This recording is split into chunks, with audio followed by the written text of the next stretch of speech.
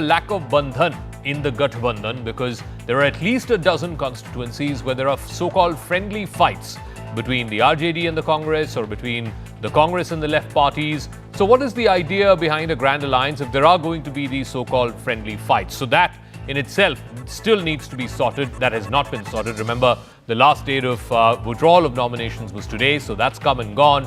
And we don't know of any constituencies where either Congress or RJD candidates have withdrawn. The other question also is, for a person who is projecting himself as the future of Bihar, the youth leader of Bihar, what is he offering new? What is this new blueprint that Tejashwi Yadav is pushing? Or will just pushing a chief ministerial phase and a deputy chief ministerial phase work and end what has been effectively 20 years of Nitish Kumar rule? But first, let's try and dissect the opposition's choice. What is it that Tejashwi Yadav brings to the table? What are the reasons for the significance of choosing Tejashwi Yadav as the chief ministerial face? The alliance could have well gone into this election without naming a chief ministerial face, but they've chosen to, and here's why. Number one, as the son of Lalu Yadav and Rabri Devi, Tejashwi Yadav inherits a very powerful political legacy and a very loyal RJD support base comprising of Muslims and Yadavs. Mukesh Sahani of the VIP party, on the other hand, represents the interests of the Nishad community, the Malla community, which is the boatman community. They make up for almost 9.5%, in some places more than 10% of the population. So over the years, Tejashwi Yadav has established himself as the primary challenger to the NDA. He was leader of the opposition, he was deputy chief minister, and of course now he's challenging Nitish Kumar and his sort of hold on power over the last 20 years. Meanwhile, Mukesh Sahani has successfully cultivated an image as the son of Malla, as a champion for the rights and welfare of his community, the boatman community. Tejashwi Yadav has successfully managed to revitalize the RJD during the 2020 elections. In fact, no one quite gave the RJD a chance to not just emerge as the single largest party, but also come within striking distance of forming power, forming the government. Despite the setbacks along the way, Mukesh Sahani, on the other hand, can emerge as a kingmaker. He therefore has been rewarded before the polls so that if he ends up with 10 or 15 seats, and in the event that those 10 or 15 seats could make or break the next government, then he shouldn't be seen as jumping ship. But I want to play out the political reactions. Tejashwi Yadav was there, Mukesh Sahani was there, Mr. Gehlot of the Congress party was there, Dipankar Bhattacharya of the CPML, other leaders of the Mahagathbandhan was there. But the one conspicuous absence was Rahul Gandhi, the leader of the opposition. तो हम लोग तो शुरू दिन से ही कह रहे थे कि भाजपा के लोग नीतीश जी को दोबारा मुख्यमंत्री नहीं बनाएंगे। अब चुनाव के बाद जनता दल यूनाइटेड को भी ये लोग खत्म कर देंगे, दल नहीं रहे। कोई वैकेंसी है क्या? कहिए, कोई वैकेंसी है क्या? वो हमारे नेता हैं, मुख्यमंत्री हैं, उनकी अगुवाई में चुनाव लड़ रहे हैं। चलिए, हाँ, बड़ी अच्छी बात लगी कि तेजस्वी बाबू को अब हमारी कहानी की इतनी चिंता हो रही है। आज तो हम प्रेस कॉन्फ्रेंस में संजय हम लोग बैठे हुए थे कि 1 घंटा प्रेस कॉन्फ्रेंस लेट हुई, मेरा भी लेट करना पड़ा है। तो ये गाड़ी कब तक चलेगी, उनके वो चर्चा कभी और करेंगे। Well, the story of the Mahagathbandhan has been a story of allies being unhappy, some of them miffed. There's been a degree of muscle flexing by the Congress, and of course an attempt to try and project the Congress as the big brother of the coalition. Remember, just a few weeks back, Rahul Gandhi and Tejashwi Yadav undertook a yatra, voter adhikar yatra across the length of Bihar, and there it was very clear it was Rahul Gandhi's prime act, and Tejashwi Yadav was the second fiddle. But today, it was the exact opposite. It was Tejashwi Yadav who was front and center. In fact, all the posters at the venue where the press conference happened, the leaders sort of flanking him. He was really the center of the attraction. Like I said, Rahul Gandhi was MIA, was missing in action there. He was represented by Mr. Gehlot and the other Congress in charge, Mr. Alavru there. The Grand Old Party has finally decided after today's press conference, and it was evident that they have succumbed to the pressure from allies and have announced Tejashwi Yadav as the chief minister. And the new kid on the block, Mr. Mukesh Sahani of the VIP party, has been projected as the deputy chief ministerial face. The RJD, in fact, told the Congress it will have to pipe down a bit on seat sharing differences. Remember, the last time Congress fought 70, they wanted the exact same number. This time they are forced to fight 61. Again, in those 61, in about half a dozen seats, they have so-called friendly fights with the RJD. Central observers, Mr. Baghel, Mr. Gehlot, had to be rushed to the state. In fact, there were even scenes outside the local Congress office in Patna today. One of the local in charges there, Mr. Lavru, was even sort of heckled and pushed and shoved.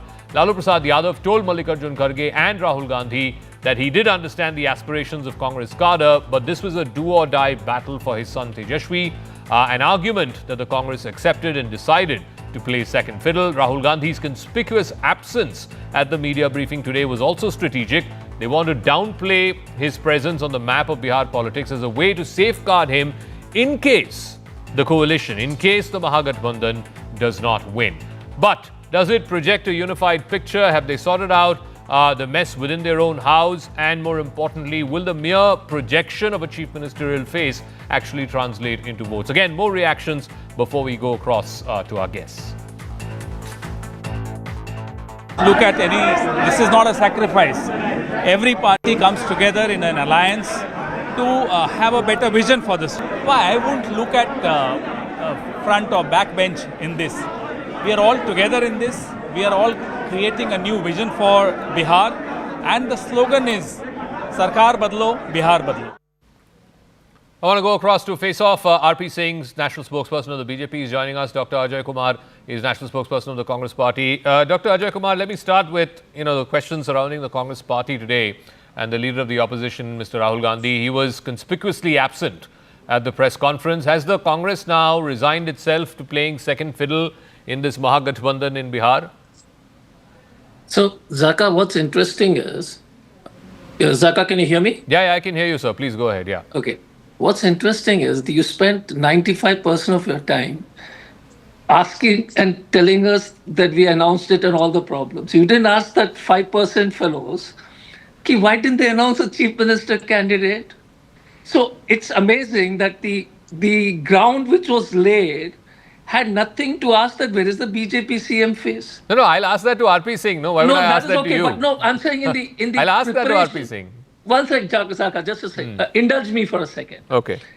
For when you did your, what you call, the capsule, the word I think you guys use is capsule. Yeah. In the capsule, it was amazing to see. So I wanted just to clarify that I saw very sullen-faced Ravi Shankar, and answering irrelevant in a very sullen way. These days he seems to be upset on everything and everything. But the most important point is, we are saying that, listen, the alliance has come together. There is a CM face. We are asking my friend RP Singh Saab that can you confidently say that you won't do a Eknath Shinde to Nitish Kumar in Bihar? Because even Nitish believes that they're going to do a Eknath Shinde. JDU guys, I have friends. I worked in Bihar for a very long time. I have friends in... even the JDU seriously believes that.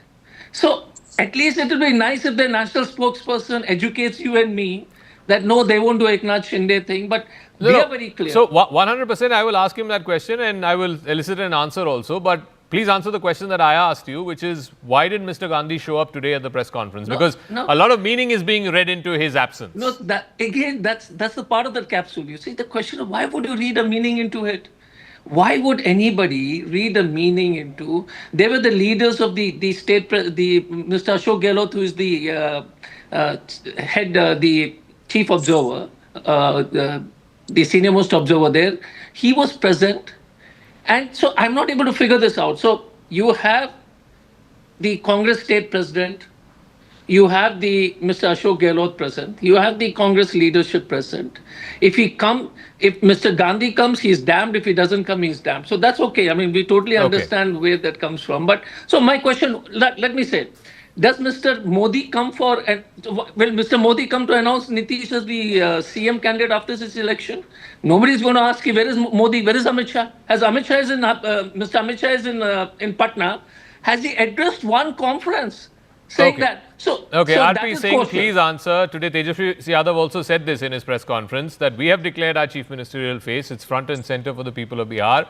will the BJP, will the JDU confidently say that yes, right now they are fighting the election under Nitish Kumar's leadership, but if they win the election, they will still make Nitish Kumar the chief minister? He also cited the example of what happened to Mr. Shinde in Maharashtra. Zaka, I'll answer that also, but prior to that, sorry, Ajay Kumar ji, some sparrow came and whispered in your ear. When they chirp in your ear and told you that JDU guys are saying so. Even there are birds who have come and told me also.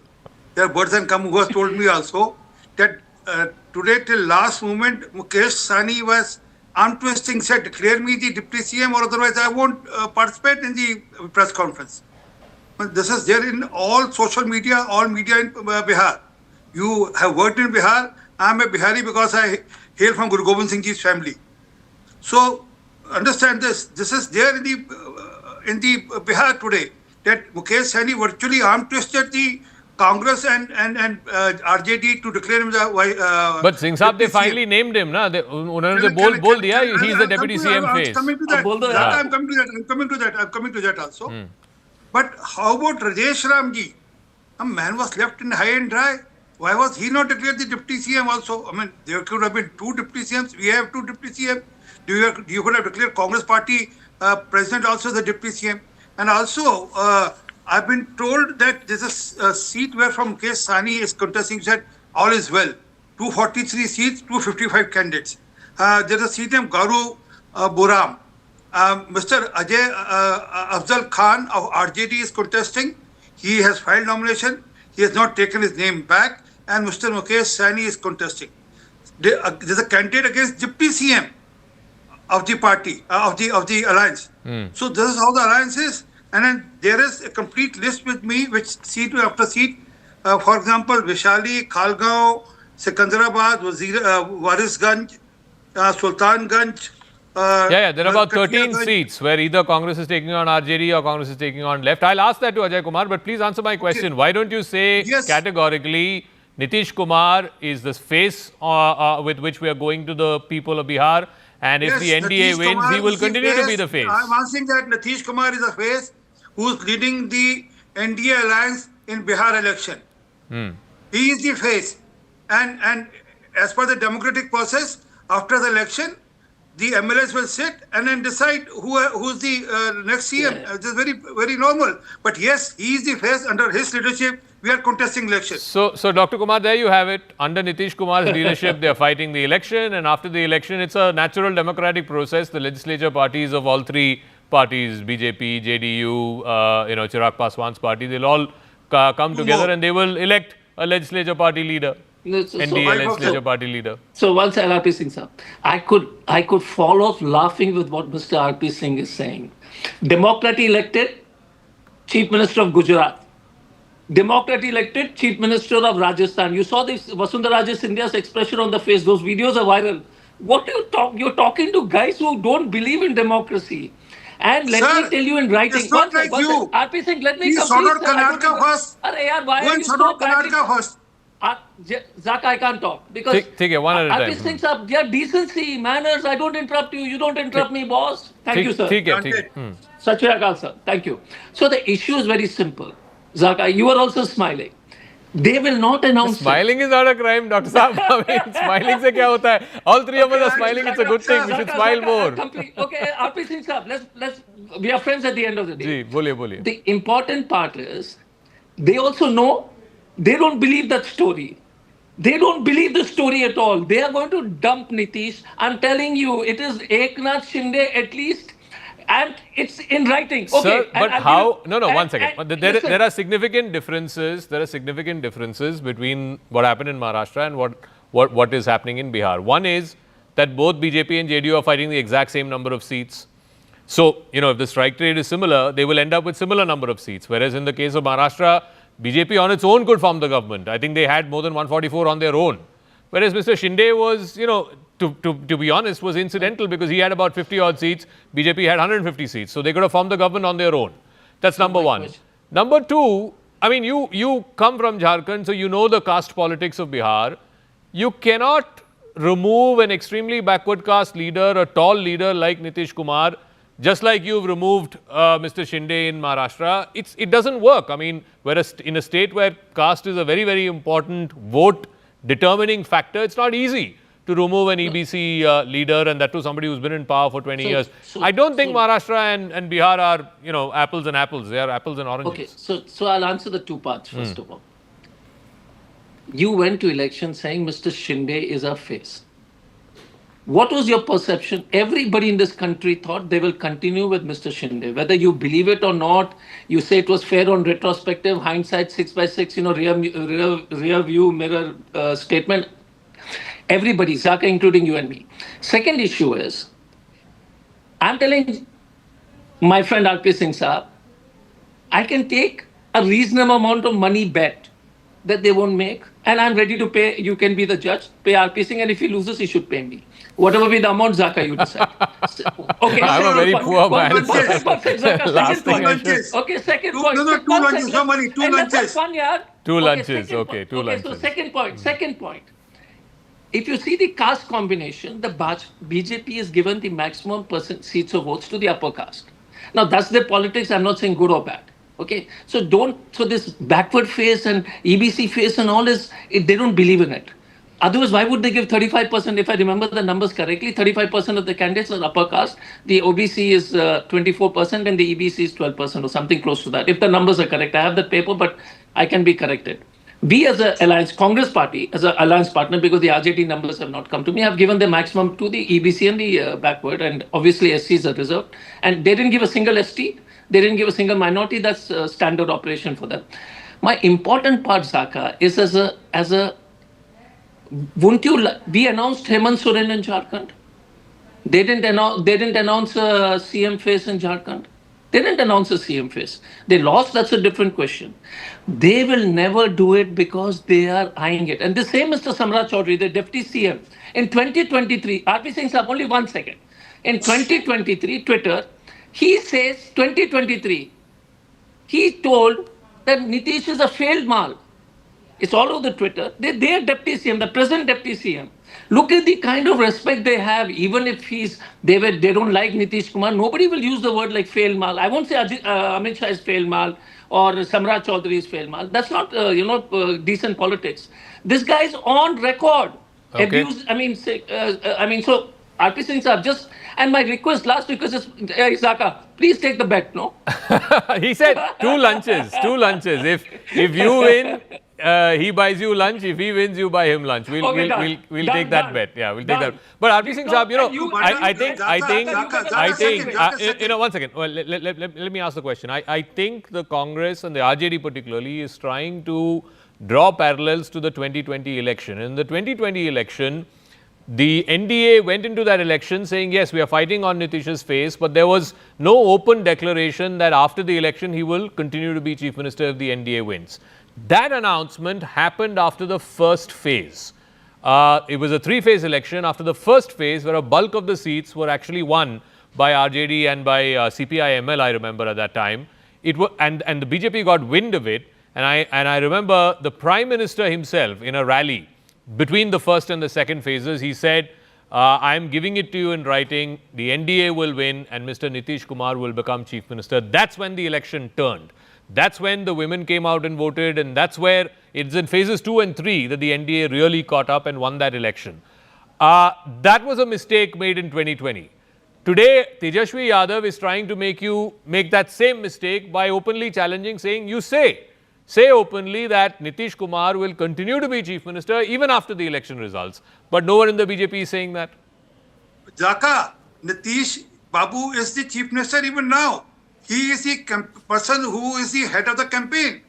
And he is the face of the campaign. He is the one who is going to lead us in the complete campaign.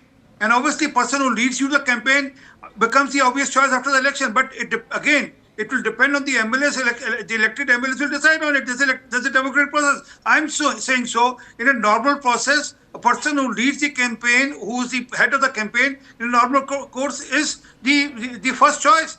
But it will depend on the MLAs but again. Singh Saab, you also know, Madhya Pradesh mein Shivraj Singh Chauhan was leading the campaign, sitting Chief Minister the, unko hata diya tha.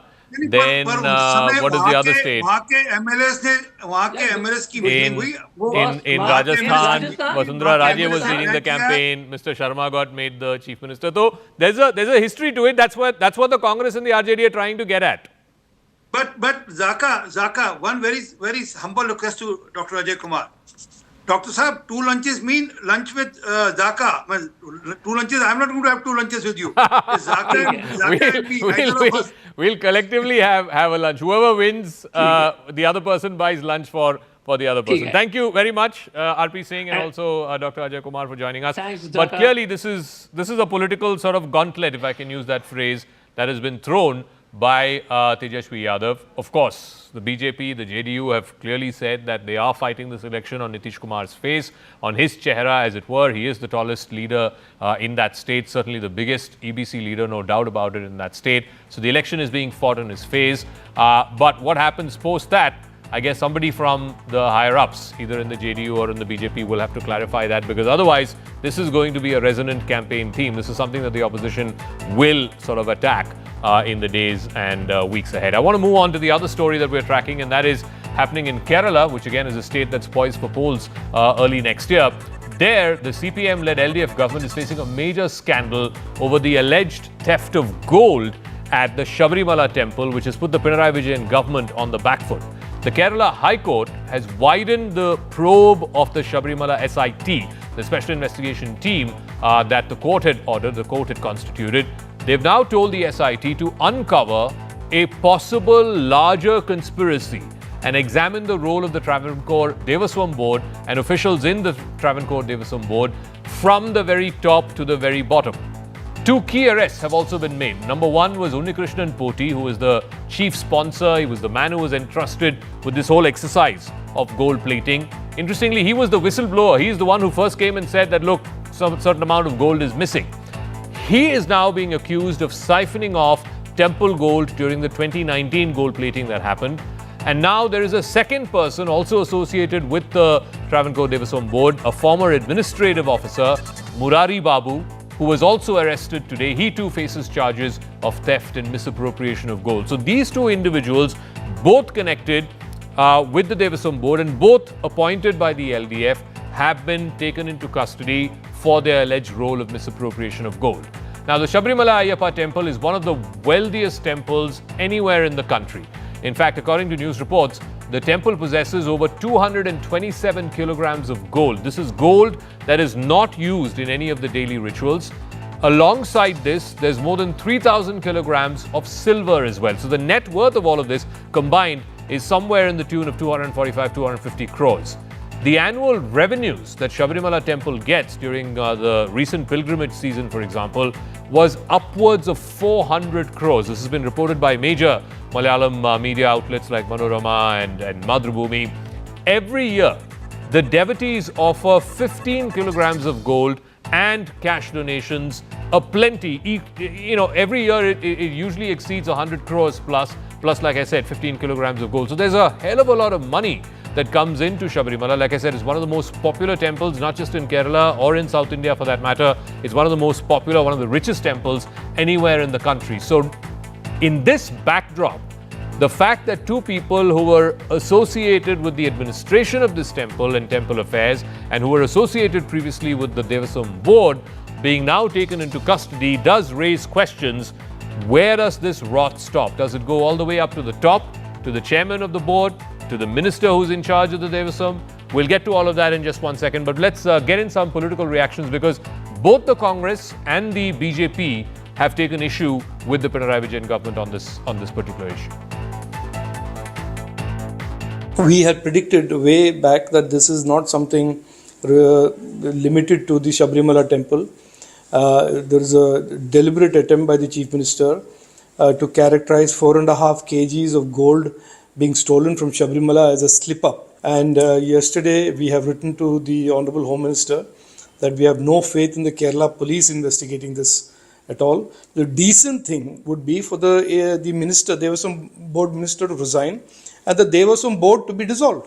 Our demand, the opposition's demand, that the person Devaswam minister has to be resigned and expel the person Devaswam Board. They are all involved in this criminal conspiracy with Unnikrishan Poti and other bureaucrats. As far as CPI is concerned and the left is concerned, we are ready, to carry forward this investigation, and the government already extended its full support.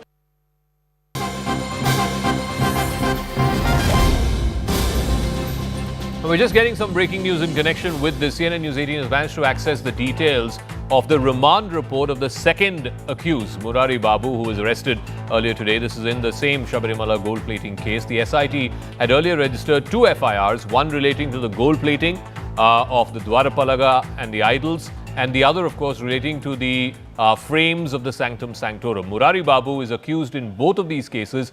His arrest has been recorded in both of these cases. So what does his remand report say? I want to go across to Neetu Kumar, who is joining us. Neetu, what details does it say about the role of this individual or even the previous individual, Mr. Poti, who was the first person arrested in this case? Saka, we have managed to access details of this remand report where Murari Babu has been sent to 14 days judicial custody by the Rani court today. Now, in this report, it says that this person is an accused in both these cases. In one case, he's a sixth accused, and in the other case, he's a second accused. Now, what the report also says that this all began with Murari Babu because he was the administrator officer then, and he is the one who had written copper instead of gold-plated, gold-padded copper plates. He is the one who has mentioned just copper plates. Now, according to the remand report, his arrest in both the cases have been recorded. And while objecting to bail for Murari Babu, they said that he is somebody who was in a position and it's lakhs of devotees are worried by this, and he tried to siphon off, misappropriate the gold of Lord Ayyappa, there are lakhs of devotees for Lord Ayyappa. And he also said that, the remand report also said that they need to investigate further, because if his actions come under the Prevention of Corruption Act, him being an official, so that also needs further investigation, is what the remand report said. The remand report also states that they will be asking for his custody because custodial interrogation is needed, because they have to look into the conspiracy of all this, not just one Unnikrishan Poti or Murari Babu alone. Even the Kerala High Court was very clear when it wants to investigate the entire conspiracy. So they will be seeking his custodial interrogation also by the 29th of this month. An application for that will also be submitted. So these are some of the details that we have managed to access from the remand report. All right. I want to go across. Thanks very much for that, Neetu. I want to go across to Rahul Ishwar, who's a familiar face on television and whose family has been had a long association with the Sabarimala temple. Rahul, thanks for joining us. So the charges against these two individuals, I'll go one by one. Unnikrishan Poti, he's the prime accused. The charge against him is theft and misappropriation of gold, conspiracy and illegal monetary gain, irregularities in gold plating. The charge against the second gentleman, Mr. Babu, who's been arrested, is again misappropriation of gold and irregularities, key link in the alleged conspiracy, procedural lapses and forging records. Now, my point is, can these two individuals on their own and acting just in concert with these two individuals alone be responsible for such a conspiracy that went on for such a number of years and it's finally come to light now in 2025? Or do you believe that this goes all the way up to the top, perhaps to the chairman of the board and maybe even whoever was the Devasam minister? Saka, let me simplify it for you. One, the simple thing is Devasam board has stolen the gold of Ayyappa, and Honorable High Court has gone to the extent of calling it heist and plunder of Ayyappa's wealth. Please remember, these are very strong words coming from court, and court has categorically said the highest officials of Devasam are responsible for this. The court has given 9 points to ponder in the page number 8 and 9, and they has clearly implicated higher Devasam officials. Let me be very open and blunt about it. Devasam board, Devasam officials have colluded for stealing the gold of Ayyappa, and that's a blunt fact. For example, 1.5 kilogram of gold was in Dwarapalagas. That 1.5 kilogram gold cladding has been changed into gold plating so that people don't understand. See, normal people like you and me won't be able to differentiate between gold cladding and plating. So 30.3 kilogram gold cladding was there. So their entire plan was to remove the gold cladding and add with gold plating. In Dwarapalaga, it was 1.5 kilogram gold in the Dwarapalagas. When it is gold plated, it is only 361 gram. So there is a divine value associated with temple, church and mosque. So all these great relics or sacred relics of Ayyappa can be sold for crores and crores of rupees for devotees who are there. So this was the conspiracy that was hatched. But where is the gold? I mean, if assuming, as you say, these individuals, and perhaps there were more, senior individuals associated with the Devasam board who were part of this conspiracy, and they smuggled this gold out, they looted this gold out.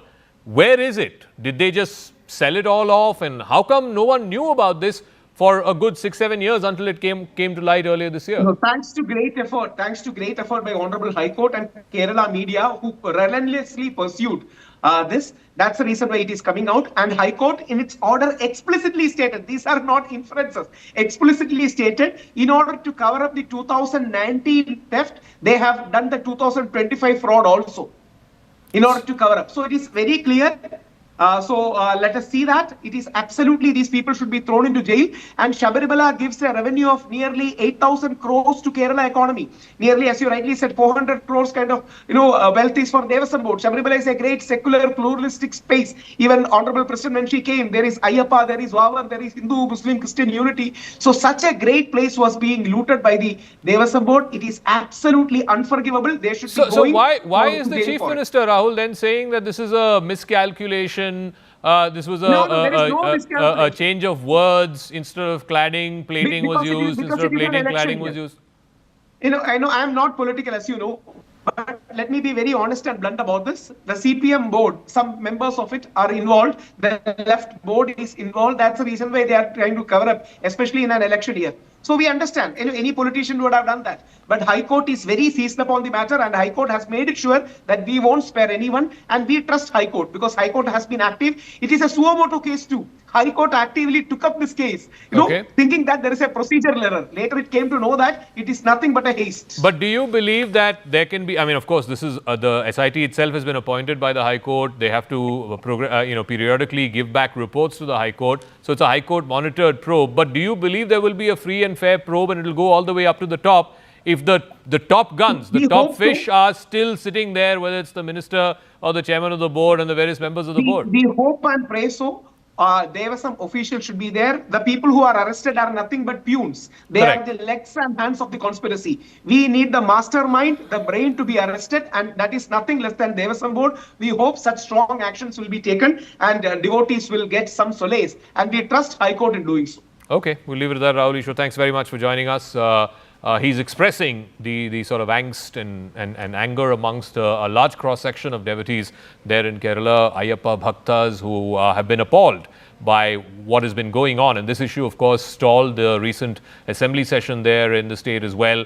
This is something that I suspect is going to be kept alive. It is going to be in the news up until the next 6 months, certainly in the run-up to the elections. And this is something that the Mr. Pinarayi Vijayan government in Kerala has to come out and come clean on, because otherwise this could politically turn out to be very costly for them. Let's now move on to the neighbouring state of Karnataka, where again there is an ongoing political tussle over who will succeed Mr. Siddharamaiah as the Chief Minister of Karnataka. Up until now, it was that whenever Mr. Siddharamaiah decides to hang up his boots, the next natural choice was always going to be DK Shiv Kumar. But that has now taken a sudden, sharp political turn, and it is exposing the undercurrents within the ruling party, the Congress party, on who next after Siddharamaiah. And this has come from the Chief Minister's own son, Dr. Yatindra, who opened a third front in this ongoing battle that's been going on between Siddharamaiah, the Chief Minister, and his deputy, DK Shiv Kumar.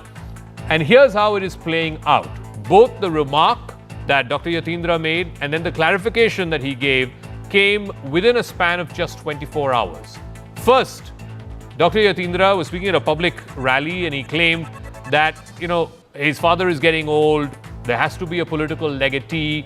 We don't know who that is. It has to be somebody committed to the Congress ideology. Those are the words that he used. He said, perhaps someone like Satish Jarkioli can take over the Chief Minister's responsibility after his father, Mr. Siddharamaiah, decides to hang up his boots. That, of course, spread a huge sort of cat amongst the pigeons, if you will. There was a quick U-turn again from Dr. Yatindra today. Within 24 hours, he clarified and he said he wasn't really talking about changing the Chief Minister halfway through his term. He was talking about what will happen in 2028 when the state goes back to polls again.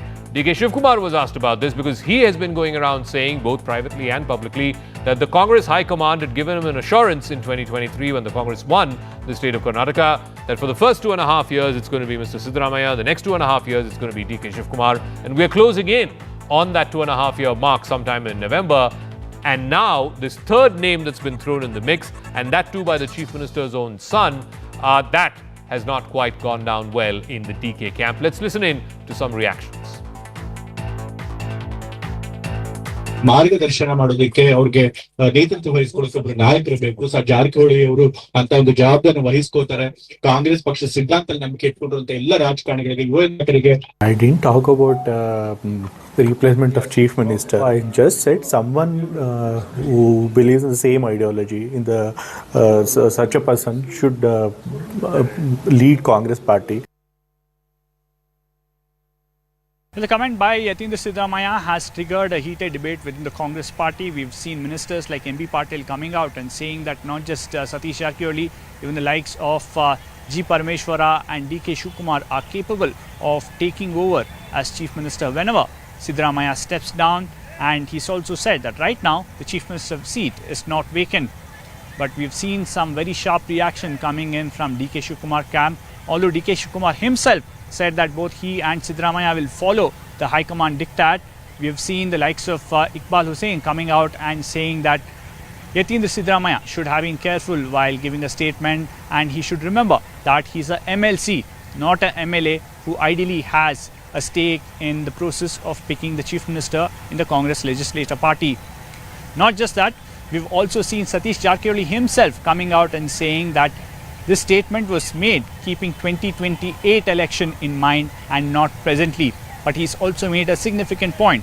He said that it's important for the Congress party to continue to take forward the Ahinda vote bank. Remember, that's an umbrella cluster of several caste groups, whether it's OBC, SC/ST, Muslims, Christians and others. That's something that's really been a strong point of Siddaramaiah. Now Satish Jarakiholi is saying that it's important to take forward that caste bloc for the Congress to come back to power, somewhere indicating that he is the man who can do that.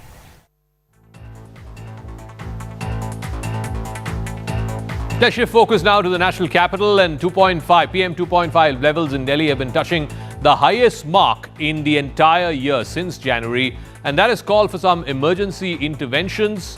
So again, one of the proposals that the Delhi government is paying serious attention to is to induce artificial rain through cloud seeding. It's an attempt to tackle air pollution via weather modification. The Delhi government is planning cloud seeding to combat air pollution, hoping for a green signal from the Met Department anytime between the 24th and the 26th of October. CNN News 18 has accessed exclusive information on how the government is preparing for it. Now, a Cessna aircraft, which is a transport aircraft, has been departed from Kanpur to Meerut, which is, of course, just on the outskirts of the national capital region. It is from Meerut where this aircraft will take off. It will carry a cloud seeding operation aimed at inducing artificial rain. Here's how cloud seeding works. It's a weather modification pattern or technique or method that enhances precipitation by dispersing chemicals like silver iodide, potassium iodide, and dry ice into the clouds. Now, what this does is this serves as a sort of nucleus for the water droplet formation or the creation of H2O. These chemicals then mimic the particles that serve as a surface for condensation to happen. Now, this process facilitates the formation of crystals in the clouds, which can then lead to artificial rain. Those crystals then become, from water vapor, they become water, and then when there is an appropriate temperature, that water then gets unleashed in the form of rain. So this artificial rain is being seen as a potential solution to combat severe air pollution. It's been tried in other countries, most famously in China, where in Beijing too, there was this problem of air pollution a few years ago, and artificial rain was one of the temporary immediate measures that they used to undertake to clean up the air. So Delhi and the national capital region also considering that. But that might not really solve the problem, because CNN News 18's Srishti Chaudhary spoke with Anumita Roy Chaudhary, who is the executive director at the Center for Science and Environment, and she said that, look, we're tackling all kinds of wrong reasons for the pollution in Delhi, because it's not the stubble burning, at least right now, that is the singular reason for pollution in Delhi. It's actually vehicular movement. What really makes Delhi's air so toxic? It's so clear, and we know this so well from all the studies that have been carried out since 2015 and 18. First, the detailed studies, which have very clearly shown that if you take all the combustion sources, the industry, vehicles, waste burning, all of these together, they are the major contributor to pollution. In fact, the share of dust is lower than the total contribution of the combustion sources. Now, also very important that right now, IITM has a system of estimating contribution of different sources to Delhi's air quality during winter. And that is also bringing out a very clear insight that even though quite a substantial part of pollution that is coming from the immediate surrounding NCR, but if you look at Delhi's own local pollution sources, then vehicles are at the top, almost half of the overall pollution, and followed by peripheral industry, waste burning, construction, and all these other things that you have, but these are the most prominent ones. And then you have the dust sources. Very interesting, therefore, that when your local sources have such an overpowering impact on your pollution levels, then why this blame game that goes on? Right now, because of the whole Diwali controversy that we just had, right now when the pollution levels are increasing and we experience the first smog episode of the season,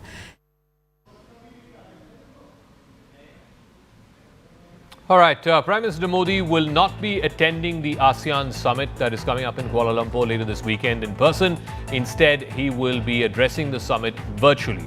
External Affairs Minister Dr. S. Jaishankar is likely to represent India at the summit and hold bilateral talks with the Malaysian side, as well as whatever other bilateral talks there are with other member countries who will be attending and also observer countries who will be attending. This will be only the second time since becoming Prime Minister that Mr. Modi has skipped the summit of Southeast Asian leaders. In 2022, Prime Minister Modi had sent then Vice President Jagdeep Dhankar to Cambodia for the ASEAN summit. But this time around, the circumstances are different. The context and the backdrop in which this is happening is different. In fact, Prime Minister Modi's absence in Kuala Lumpur also puts an end to the speculation of a very possible meeting with US President Donald Trump. Last month, Trump, in a Truth Social post, has said that he was looking forward to meeting Modi in the coming weeks as India and the United States looked to reset ties following what was clearly a strained last few months. But Prime Minister Modi has decided that he will not be attending the summit in person after he skipped the Sharm el-Sheikh Peace Summit in Gaza, in Sharm el-Sheikh, Egypt, for Gaza, the Peace for Gaza Summit that happened a few weeks ago. That was also the day that the Israel-Hamas ceasefire came into effect. The Israeli hostages were released, and there were 20 world leaders who had gathered in Sharm el-Sheikh to congratulate Mr. Trump for finding that ceasefire, for finding that truce. Mr. Modi, of course, decided not to go. Instead, he sent MOSMEA Kirtivardhan Singh. Relations between India and the United States have come under severe strain in recent months after Trump imposed steep tariffs up to 50% on India after Delhi's continued import of Russian oil, and stalled negotiations for a bilateral trade deal over the Trump administration's insistence that India has to give larger access to its agricultural and dairy markets. That has added to the tensions as well. So a possible meeting could have, if it happened, could have ironed out the differences, but it seems that it's not going to happen anytime later this year because the window of another in-person meeting now runs out. Prime Minister will be going to G20 in November, but Trump has already said he's not going to be traveling to South Africa for the G20. So a Trump-Modi meeting will likely now not happen up until 2026. The decision effectively ends speculation over a possible meeting between Prime Minister Modi and US President Donald Trump on the sidelines of the Kuala Lumpur summit. It would have marked their first interaction since Washington decided to impose 50% tariffs on Indian goods earlier this year. From Kananaskis to Kuala Lumpur, either Trump left the venue before Modi's arrival or Modi is not in attendance. So with this, the last window for two leaders to meet this year is again missed.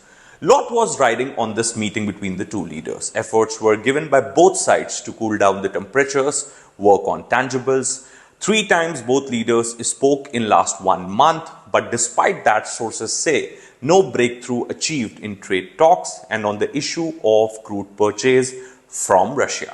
A senior officer in New Delhi told CNN News18 about a month back that meeting in Kuala Lumpur relies on good progress in trade talks. If progress will be achieved in trade talks, meeting will take place. If not, then no meeting. Well, official reason for Prime Minister Modi not going to Kuala Lumpur has not been given by the Indian side yet, but Prime Minister Modi not attending ASEAN East Asia Summit is definitely an unusual development. In a bold move, President Trump targeted Russian oil giants Rosneft and Lukoil with unprecedented sanctions and cancelled his planned summit in Budapest with Russian President Vladimir Putin. With Zelensky rejecting concessions and Europe pressing for further action, the stakes in the Ukraine war are only rising. Now, what comes next in this war, and will these sanctions finally bring Putin to the negotiating table, which is what the ultimate game is? Will that happen at all? I dig a little deeper. US President Donald Trump announced this week that he was imposing significant new sanctions on Russia for the first time in his second term. These sanctions imposed by the Treasury Department are primarily against 2 Russian oil conglomerates, Rosneft and Lukoil. But the move also underscores a degree of frustration on Trump's part with the Russian President Vladimir Putin after a plan for both leaders to meet in Budapest in Hungary fell apart. The new sanctions were announced just as President Trump sat down in the Oval Office with NATO's Secretary General Mark Rutte. Rutte had specially flown down to Washington. There were concerns among a coalition of European leaders who are desperate to ensure that Trump is on the side of Ukraine. Rutte happened to be their chosen messenger. They're massive sanctions. It's sanctions on oil. The 2 biggest oil companies, among the biggest in the world, but they're Russian. They do a lot of oil. And hopefully it'll push, hopefully he'll become reasonable, and hopefully Zelensky will be reasonable. A very good relationship. Trump's irritation with Russian President Vladimir Putin was evident in the joint meeting with Rutte. He explained his decision to cancel the Budapest summit that he had planned for some time in the next couple of weeks. Trump had a 2.5-hour-long phone call with Putin just last week, and the very next day, he met with Zelensky at the White House and cancelled his much-touted plan to sell the Ukrainians with long-range Tomahawk missiles. But now, after Russia's seeming non-cooperation, President Trump has decided to cancel his upcoming summit with President Putin, which was supposed to happen in Budapest in 2 weeks' time. Secretary of State Marco Rubio was also supposed to meet his counterpart, Russian Foreign Minister Sergei Lavrov, this week. That too stands cancelled. Trump explained his decision by saying that something just didn't feel right about the proposed meeting with Putin. When we canceled the meeting with President Putin, it didn't feel right to me. It didn't feel like we were going to get to the place we have to get, so I canceled it. But we'll do it in the future. But next week we'll be with many of you in those locations that I told you. Then it's back to Washington. The sanctions on Rosneft and Lukoil are among the most significant measures that the United States has taken against Russian energy since the beginning of this war in Ukraine. The Biden administration had avoided levying sanctions against these oil companies so that it would allow for legal purchases of Russian oil by American allies, whether in Europe or in other countries. But Trump targeting these companies could make a meaningful dent in Russia's oil revenues. Russia made a total of over $200 billion in its oil and oil product exports in 2024. Rosneft itself made about $12 billion and Lukoil about $10 billion in net income in 2024. But that contribution has fallen substantially in 2025 because of the threat of sanctions and because other countries have moved away from Russian oil. But the key here is going to be enforcement. Secondary sanctions will also target countries that do financial business with Russia. China and India happen to be the 2 biggest importers of Russian oil. So these set of sanctions on Rosneft and Lukoil will likely impact both China and India, and Trump is hoping that that would put pressure on the Kremlin. I'm absolutely convinced that with sustained pressure, we will be able to get Putin to the table to agree with a ceasefire and then other talks coming after that. And you have seen it in the last couple of weeks. Alaska happened when the American president decided to do secondary sanctions on India buying Russian oil.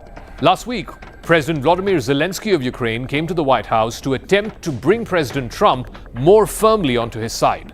But behind the scenes, the meeting between Trump and Zelensky did not go down well. This was reported by the Financial Times and by CNN. Trump, in fact, pressured Zelensky in that meeting to concede territory to Russia so that a ceasefire on Putin's terms might come into effect. This was straight out of Putin's playbook, and Zelensky declined. There is now a familiar pattern of behavior when it comes to Trump and Putin. After Trump and Putin got together in Alaska back in August, the American president abandoned his primary goal, which was to secure an immediate ceasefire. Instead, he stuck to the Russian position, which is that Ukraine give up a fifth of its territory and freeze the current battle lines. The Europeans were shocked and they rushed to Washington en masse. The leaders of Britain, France, Germany, Italy were all there just 2 days after that Alaska summit, and they surrounded Trump with a charm offensive. Trump then backed off, but only for just a bit. This same sort of cycle transpired earlier this month with the Europeans who had grown hopeful that Trump had dangled the possibility that he would supply long-range Tomahawk cruise missiles to Ukraine.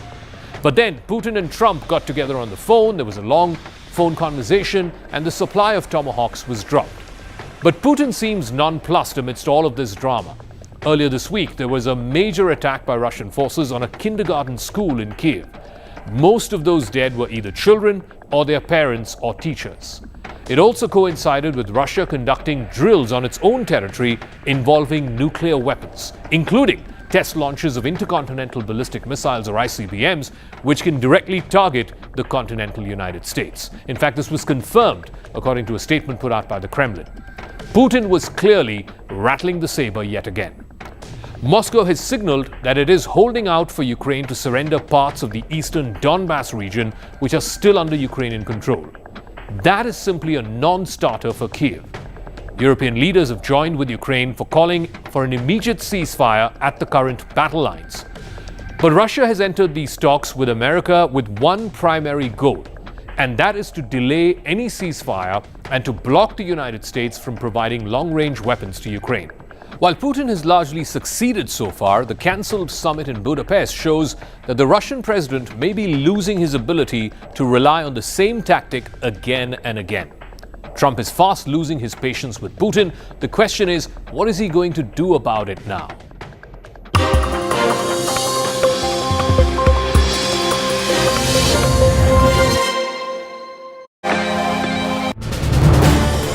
This is News 18 Network.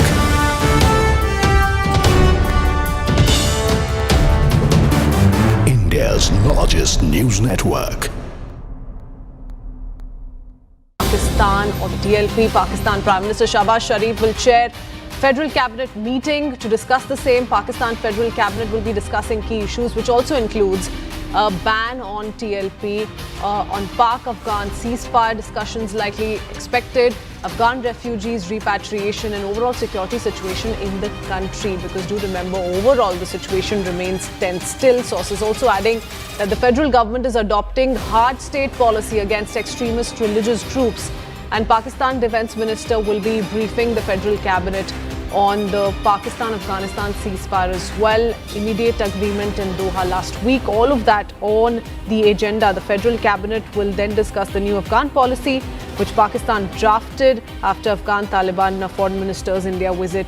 Going across to Akanksha Swaroop, who joins us with more details. Akanksha, we've seen the kind of protests that have been staged by the TLP in the recent past and the crackdown that's come in from the top in Pakistan against the same. But tell us a little bit about what all could be discussed through the meeting. We've broadly laid out for our viewers the key issues that are going to be put on the table, but what's expected as a result of this? Right. Krithvi, in inputs that have been shared by Securities Editor Manoj Gupta, what we are learning is that the Federal Cabinet will also be approving the terms of reference for the next round of Pakistan-Afghan ceasefire talks that are all set to take place on 25th of October in Istanbul. And remember, Turkey is playing a very critical role, as is Qatar. And if you are to talk about the overall priority of this federal cabinet meeting, it is going to be with regards to the recent conflict that happened across the Durand line between Afghanistan and Pakistan. The big question that everybody is asking right now across the globe, not just in Afghanistan and Pakistan or India, is that for how long will this ceasefire hold? It's a very fragile ceasefire. So the federal cabinet will also be discussing the new Afghan policy, which Pakistan drafted after Afghan Taliban foreign minister visit. Remember, Amir Khan Muttaqi was in India, and that has really ruffled feathers within the Pakistan deep state and the Pak establishment. The recent Durand line conflict has rattled Pakistan significantly. The Pakistan Defence Minister Khwaja Asif is all set to brief the federal cabinet on the ceasefire with regards to the immediate agreement that was struck upon last week in Doha. And they are adopting a hard state policy against extremist religious group that, of course, also refers to not just TLP but also the TTP. But a key decision to ban religious party like Tehreek-e-Labbaik is also likely to be discussed, and it's likely to take place also, is what top sources have told CNN News 18 and Manoj Gupta, as you also shared. The Pakistan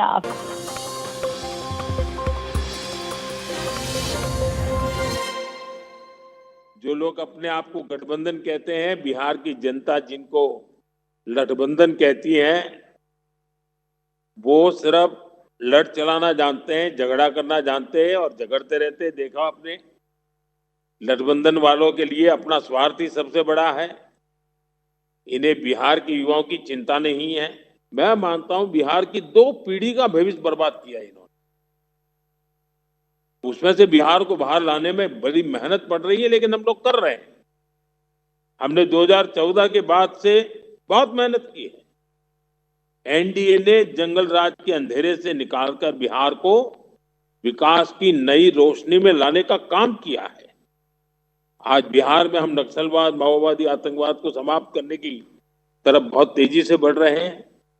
Bihar के नौजवानों के भविष्य को सुरक्षित करना हमारा कर्तव्य है और हम इसके लिए पूरी ईमानदारी से काम कर रहे हैं।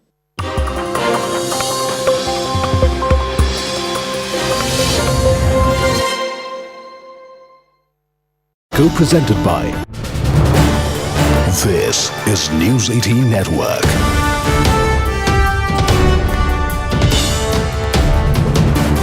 India's largest news network.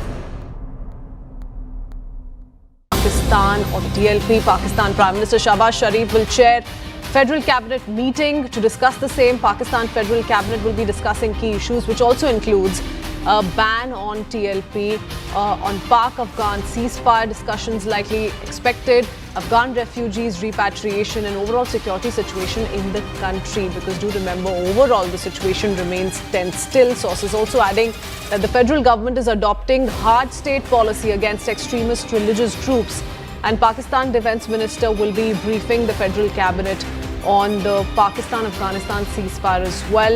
Immediate agreement in Doha last week. All of that on the agenda. The federal cabinet will then discuss the new Afghan policy, which Pakistan drafted after Afghan Taliban foreign minister's India visit. Going across to Akanksha Swaroop, who joins us with more details. Akanksha, we've seen the kind of protests that have been staged by the TLP in the recent past and the crackdown that's come in from the top in Pakistan against the same. But tell us a little bit about what all could be discussed through the meeting. We've broadly laid out for our viewers the key issues that are going to be put on the table, but what's expected as a result of this? Right. Krithvi, in inputs that have been shared by Securities Editor Manoj Gupta, what we are learning is that the Federal Cabinet will also be approving the terms of reference for the next round of Pakistan-Afghan ceasefire talks that are all set to take place on 25th of October in Istanbul. And remember, Turkey is playing a very critical role, as is Qatar. And if you are to talk about the overall priority of this federal cabinet meeting, it is going to be with regards to the recent conflict that happened across the Durand line between Afghanistan and Pakistan. The big question that everybody is asking right now across the globe, not just in Afghanistan and Pakistan or India, is that for how long will this ceasefire hold? It's a very fragile ceasefire. So the federal cabinet will also be discussing the new Afghan policy, which Pakistan drafted after Afghan Taliban foreign minister visit. Remember, Amir Khan Muttaqi was in India, and that has really ruffled feathers within the Pakistan deep state and the Pak establishment. The recent Durand Line conflict has rattled Pakistan significantly. The Pakistan Defence Minister Khwaja Asif is all set to brief the federal cabinet on the ceasefire with regards to the immediate agreement that was struck upon last week in Doha. And they are adopting a hard state policy against extremist religious group that, of course, also refers to not just TLP but also the TTP. But a key decision to ban religious party like Tehreek-e-Labbaik is also likely to be discussed, and it's likely to take place also, is what top sources have told CNN News 18 and Manoj Gupta. As you also shared, the Pakistan federal government will be receiving the Punjab provincial government's proposal and the recommendations to ban Tehreek-e-Labbaik Pakistan Party. But remember, this federal cabinet meet is also to discuss the overall situation in the country. They are violently cracking down on the Afghan refugees as we speak within Pakistan, and as has already been indicated by the Defence Minister.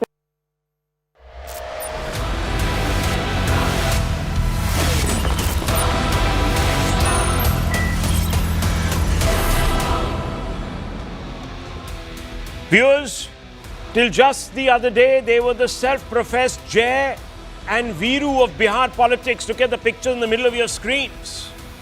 They sped through Bihar, fighting for voter adhikar or rights. It was billed as a revolutionary moment in Bihar politics, and Rahul Gandhi was labelled as a Jan Nayak,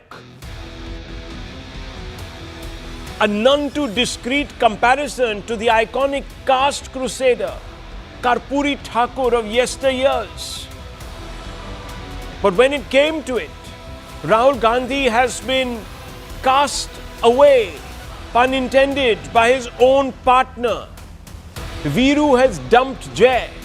Tejashwi Yadav doesn't even consider Rahul Gandhi a poster boy for activism.